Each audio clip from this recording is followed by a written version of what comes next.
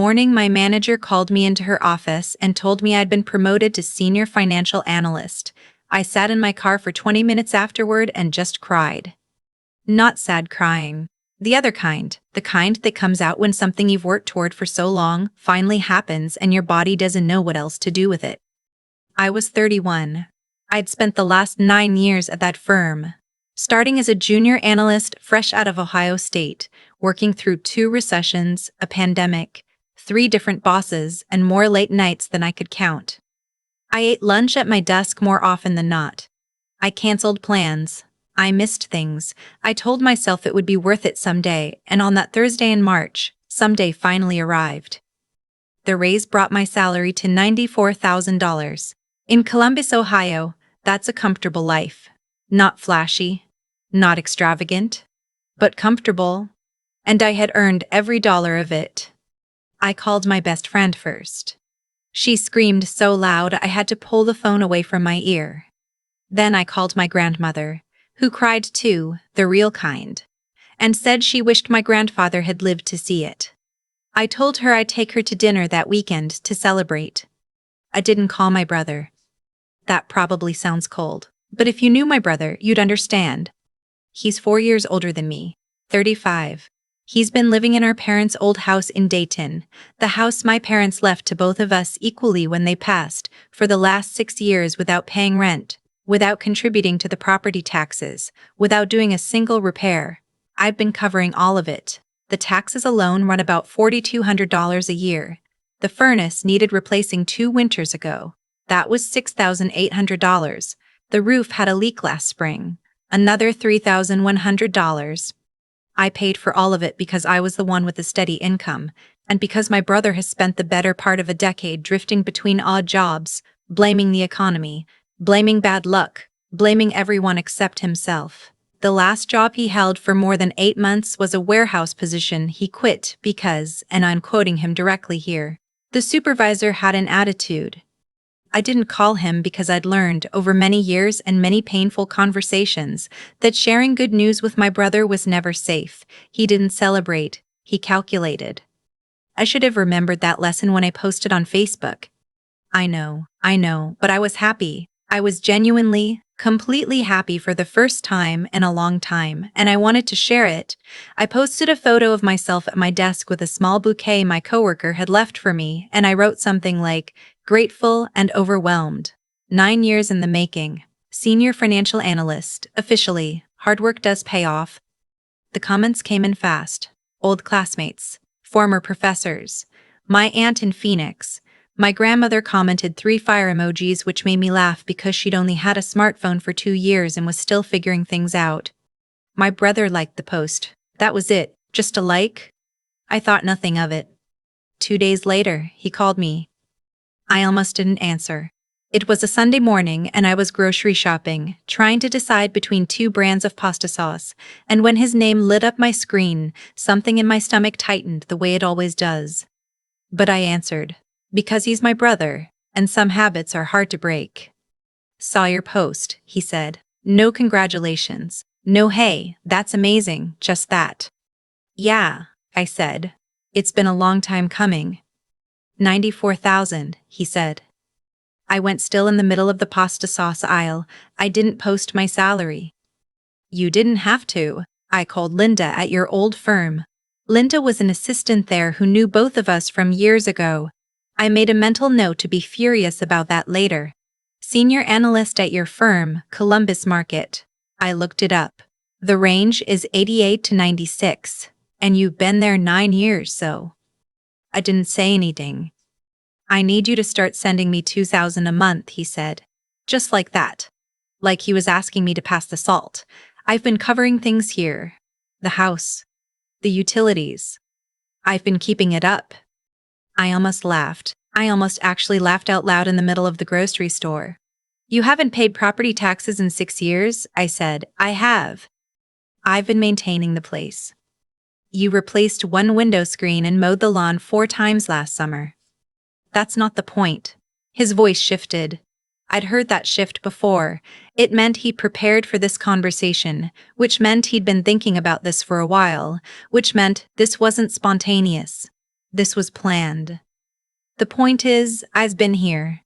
I've been present. And you've got the good job and the good salary, and you've never once offered to help your own family. I've paid every property tax bill and every major repair for 6 years. That's the house. That's an investment. I'm talking about me. I need $2,000 a month. I need to get back on my feet, and I need consistent help to do it. I told him I'd think about it. I said that because I needed to get off the phone, not because I was actually considering it. I left my cart in the aisle and walked to my car and sat there for a few minutes with the engine off. $2,000 a month. $24,000 a year. Out of a $94,000 salary, after taxes and health insurance and my 401k contributions, I was taking home around $5,800 a month. He was asking for more than a third of it. I drove home. I didn't buy the pasta sauce. For a week, I didn't call him back. I talked to my best friend, who told me to say no and block his number. I talked to my grandmother, who went quiet for a long moment on the phone and then said, in that careful way she has, "Your brother has always had a way of making his choices someone else's problem." I'd never heard her say anything like that before. It told me a lot. I talked to a family lawyer, just a consultation, just to understand my position. She told me that in Ohio, there's no legal obligation for a sibling to financially support another sibling. She also told me that co-owning property with someone who isn't contributing to its costs was a situation I should look at more carefully, and that I had more options than I might think. When my brother called again the following Sunday, I was ready. "I've thought about it," I told him. "The answer is no." The silence was brief. Then, "That's a mistake." "Maybe." "I've been patient with you for a long time," he said. "I've let things go, the fact that you got the good grades and the good opportunities and I got nothing. You got half the house. And what am I supposed to do with half a house I can't sell because you won't agree to sell it?" That stopped me. He wasn't wrong about the logistics. We both had to agree to sell or we were stuck. I'd been so focused on keeping the house because it was the last thing our parents had owned together, the last place I still felt them, that I'd never stopped to think about what it looked like from his side. Or rather, I'd noticed but chosen not to examine it too closely. "I'm not going to give you $2,000 a month," I said, "but I think we should talk about what we actually want to do with the house, properly. With a mediator if we need one." He hung up. I put my phone down on the kitchen counter and stood there for a while looking out the window at the apartment complex across the street. A kid was riding a scooter in the parking lot. Someone was unloading groceries from a minivan. Normal Sunday things. 3 days later, I got a letter. It came in a plain white envelope with no return address, which should have been my first clue. But I get a lot of mail from financial institutions and property management, and I opened it without thinking. Inside was a printed document. 2 pages, dense with language I had to read twice. It was a formal notice of intent to pursue legal action for unjust enrichment and breach of implied partnership agreement. My brother was suing me. I read it 3 times. The argument, and I use that word loosely, was that, by accepting the benefits of co-ownership, the property maintaining its value, the tax benefits from property ownership, the asset appreciation over 6 years, without sharing the profits of that appreciation with him, and by leveraging the property as collateral on a personal line of credit I'd opened 2 years earlier, I had been unjustly enriched at his expense. The personal line of credit detail told me he'd done more research than I'd given him credit for, or someone had helped him. I called the family lawyer the next morning. She read the documents I photographed and emailed her. She said, and I'm summarizing, that the suit had enough surface-level language to look legitimate, but very little actual legal merit. Unjust enrichment in co-ownership situations has a high bar to clear. The implied partnership argument was flimsy, but it would still cost me time and money to respond to. "He may be hoping you'll settle just to make it go away," she said. I understood that tactic. It was the same one he'd been using emotionally for years. Make the conflict big enough and uncomfortable enough that the easier path is just giving him what he wants. "I'm not settling," I told her. She said good, and we got to work. What happened next took 4 months. I won't make it sound dramatic when it was mostly just slow and exhausting. gathering financial records, documenting every payment I'd made on the property, tracking down receipts I'd fortunately saved in a folder in my email labeled accurately, it turned out, house stuff. Keep everything. My lawyer filed our response. We requested a case management conference. We submitted documentation showing my brother had contributed $0 to the property in 6 years, while I had contributed over $23,000 in taxes, repairs, and maintenance. But the part I didn't expect was my aunt. My mother's sister. She lives in Phoenix, the one who'd commented on my Facebook post. She and my brother had never been particularly close. She and my mother were close. And when my mother died, my aunt had stayed in contact mostly through me. We talked a few times a year. She always asked about my work, remembered small details, sent cards on holidays. When she heard what was happening, I told her during one of our regular calls, not looking for anything, just needing to tell someone outside the situation. She went very quiet. Then she said, "I have to tell you something." She told me that about 8 months before my mother died, my mother had confided in her. My parents had, at one point, discussed changing the terms of how the house would be distributed. My brother had borrowed money from them twice, significant amounts, and my parents had been considering whether those loans should be counted against his inheritance share. They never changed the will. They ran out of time, but my mother had told my aunt the amounts, and my aunt had written them down because she'd thought it might matter someday. The first loan, $18,000 to cover debts my brother had run up in his late 20s. The second loan, $11,500, about a year before my parents died, for reasons my brother had described as a business opportunity that my mother had been skeptical of. $29,500, never repaid, not mentioned once in 6 years. I told my lawyer. She said it wasn't directly applicable to the lawsuit, since those loans had been made to my brother by my parents and not by me, and the will had been executed as written. But she said it could be useful in mediation if it came to that. It came to that. The court recommended mediation before proceeding, which is standard. My brother showed up with a friend he described as someone who knows about legal stuff, which is not the same as an attorney, but I didn't say that out loud. I came with my lawyer. My aunt called in by phone. I'd asked if she'd be willing, and she'd said yes without hesitating. She told the mediator what she'd told me. She read from the notes she'd taken 8 months before my mother died. She spoke in a steady, matter-of-fact way she always has, the way my mother had too, and she did not look at my brother while she spoke, just at the mediator. My brother said the loans were gifts. My aunt said very calmly that my mother had specifically described them as loans and had specifically expressed frustration that they hadn't been repaid. My brother said my aunt was misremembering. My aunt said she had written it down at the time because she thought it might matter. There was a long silence in the room. The mediator asked my brother if he had any documentation showing the transfers had been intended as gifts. He didn't. He had nothing because there was nothing. The session lasted 3 hours. My brother's case didn't survive it. The mediator's recommendation, which both parties had agreed in advance to treat as binding, was that the lawsuit be dropped, that the outstanding loans to my parents be deducted from my brother's share of any future sale of the property, and that I be reimbursed from that same future share for half of the maintenance and tax payments I had made over 6 years.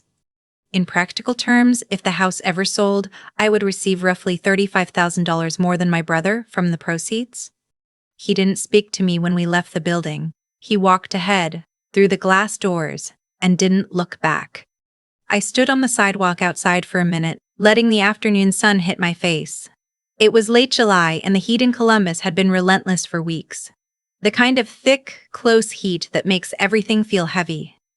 But standing there, I felt lighter than I had in a long time. My lawyer touched my arm and said, "You did good. You kept everything. That's what won this." She was right. 9 years of saving emails. Years of knowing, somewhere in the back of my mind, that documentation was the only thing that would ever speak louder than family loyalty in a room like that. I took my grandmother to dinner that same week. We'd finally rescheduled the celebration we'd missed when everything had fallen apart in the spring. She ordered the salmon and a glass of white wine, and she asked me to tell her the whole story from the beginning, and I did. And when I got to the part about my aunt calling in by phone, my grandmother set down her fork and said, "Your mother would have done the same thing." I had to look at my water glass for a second. "She worried about him," my grandmother said, meaning my brother. "She always did. But she also knew the difference between worrying about someone and letting them take from you. She just never figured out how to say it while she was alive." I thought about that for a long time afterward. About how much can go unsaid in a family, how much gets carried silently from one generation to the next, how often the people who love us most are also the ones who know exactly where we're vulnerable. My brother and I haven't spoken since mediation. I don't know if we ever will. Some part of me still grieves that, not the relationship we had in the end, but the one we could have had. The brother he could have been, the dynamic that might have existed if things had gone differently a long time ago. But I also know this. I spent 9 years building a career. I sacrificed weekends and evenings and easy choices. I saved receipts. I paid bills. I did the work. Nobody gets to take that from me. Not in a courtroom, not in a family dinner, not in a Facebook comment, not anywhere. The promotion is mine. The salary is mine. The peace I have now, finally, is mine too. And that, I've decided, is more than enough. I've thought about that folder a lot since everything was settled. Not the legal win itself, though I won't pretend that didn't matter. What I keep coming back to is the fact that I almost didn't save those receipts. I almost deleted that email thread from the contractor after the furnace was replaced. I almost let years of payments and decisions and quiet, unglamorous responsibility disappear into nothing because I didn't think I'd ever need to prove any of it. I thought doing the right thing was enough on its own. It isn't, always. Doing right matters. It's the foundation of everything. But you also have to be clear-eyed enough to protect what's yours. That's the part they don't tell you. Integrity without awareness is just goodwill waiting to be exploited. My brother made choices for years. He borrowed from our parents and never repaid them. He lived rent-free in a shared property and called it sacrifice. He watched me work and waited until I had something worth taking. None of those were accidents or bad luck. They were decisions, made one at a time, and they added up. And my choices added up too, in the opposite direction. I paid the taxes. I kept the records. I built a career from 9 years of showing up when it was inconvenient. By the time we were sitting across from each other in that mediation room, we had each become exactly what our choices had made us. That's not a comfortable thing to say about a sibling, but I think it's true. What carried me through wasn't just stubbornness, though I had plenty of that. It was something my grandmother said once, years ago, when I was in college and overwhelmed and ready to give up on a difficult class. Finish what you start, especially when it's hard, especially then. I thought she was talking about academics. I understand now she was talking about character. Grit isn't something you discover in a crisis. It's something you build in the ordinary moments, the ones no one sees, so that when the hard thing comes, it's already in you. My aunt showing up the way she did, calling in, reading from notes she'd written 8 months before my mother died. That was integrity in action. She didn't have to do it. There was nothing in it for her. She did it because it was true and because she thought truth mattered more than keeping the peace. I want to be that kind of person. I want to be someone who writes things down because they might matter someday, who tells the hard truth calmly, who doesn't flinch when it costs something. I'm not fully there yet. I'm still learning. But I know this. The life I have, the career, the stability, the peace I finally feel when I wake up on a Sunday morning, none of it came from waiting for someone to hand it to me. It came from choosing again and again to do the harder thing, to save the receipt, to make the call, to say no when no was the right answer, even when it cost me something I loved. My brother lost because he'd spent years building nothing. I didn't win because I was lucky. Those are just the same fact, said 2 different ways.